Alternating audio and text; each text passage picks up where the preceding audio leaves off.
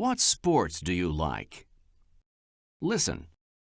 You will hear a description of Zorb, a sport from New Zealand. Number the pictures from 1 to 4. Zorb is the name of the latest exciting sport to come out of New Zealand, the country that gave the world bungee jumping. That's right. Now let me tell you about it. Zorb can be really exciting. Imagine this. There are 2 large clear balls. One ball fits inside the other ball. If you decide to try Zorb, you climb inside the smaller ball. Now, are you comfortable? You're almost ready to go, but not quite. Now, before you go, someone pours cold water inside the ball.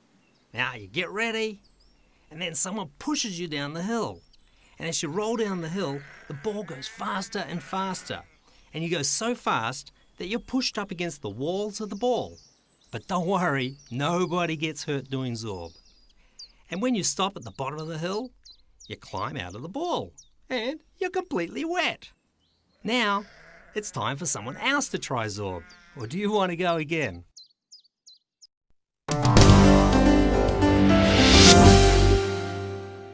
What sports do you like? Listen. You will hear a description of Zorb, a sport from New Zealand. Number the pictures from 1 to 4. Zorb is the name of the latest exciting sport to come out of New Zealand, the country that gave the world bungee jumping. That's right. Now let me tell you about it. Zorb can be really exciting. Imagine this. There are 2 large clear balls. One ball fits inside the other ball. If you decide to try Zorb, you climb inside the smaller ball. Now, are you comfortable? You're almost ready to go, but not quite. Now, before you go, someone pours cold water inside the ball. Now, you get ready, and then someone pushes you down the hill.